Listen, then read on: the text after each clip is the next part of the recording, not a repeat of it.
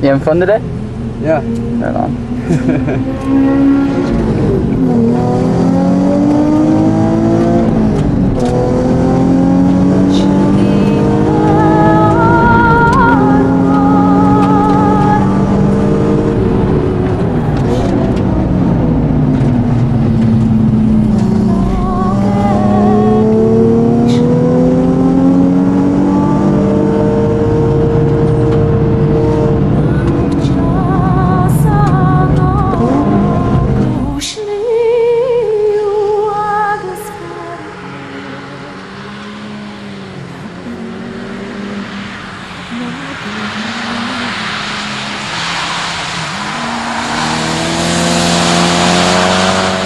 Kazunori looks back on his memories of when developing or planning for Gran Turismo 1 and recalls that game development for this title was centered and strictly centered on obtaining or fulfilling his dreams of including real cars, his dreams of including realistic driving, the driving experience.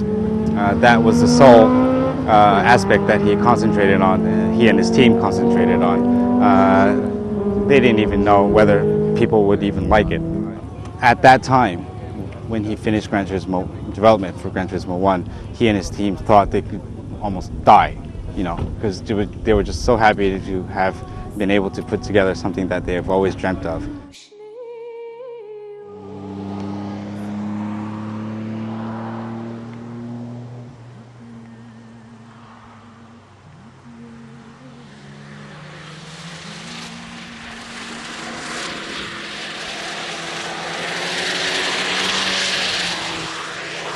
The success with GT1 was so unexpected, so he says, that he and his team really didn't even have time to think.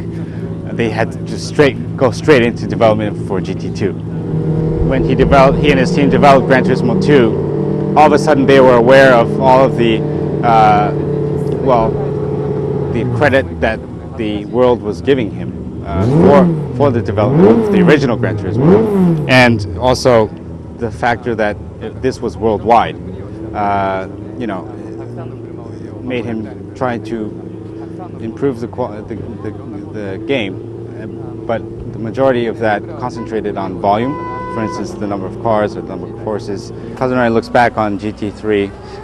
The biggest and the main aspect of Gran Turismo 3 would have to be, he says, like you said, it was the introductory to the PlayStation 2 platform. So what he and his team wanted to concentrate on was to remember their feelings when they developed the original Gran Turismo, because that was their first on the original PlayStation. With the original PlayStation, they did lots with it. With the new platform, there were more that they were allowed to do because of the technology advancements.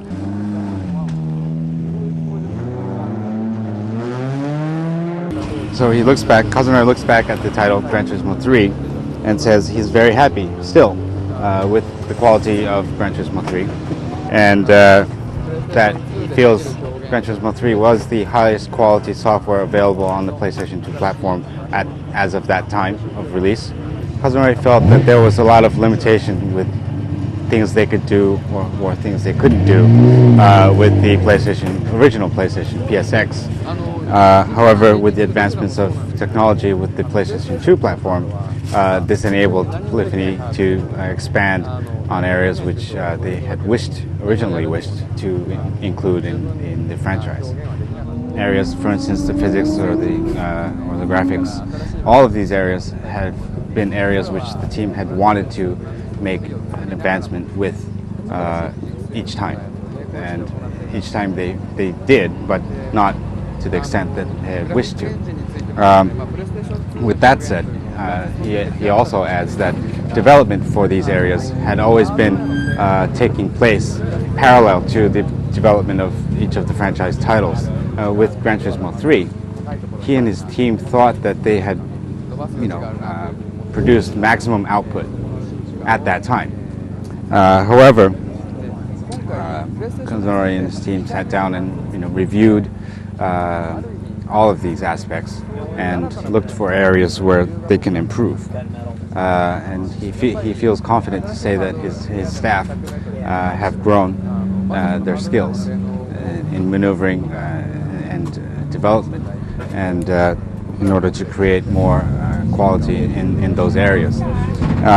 He also adds that because GT4 will be the second title to the PlayStation 2, second title of the franchise to the PlayStation 2 platform, this gives them more leniency, so to say, in terms of development overall. They're more used to the platform. They're more experienced, and like we said earlier, they had always been developing skills parallel to product development. Kazunori and his team, every time they develop a Gran Turismo title, they aim to make sure that this title is the best ever, all the time, each time. And they are very confident of the maximum quality that they can provide with their contents.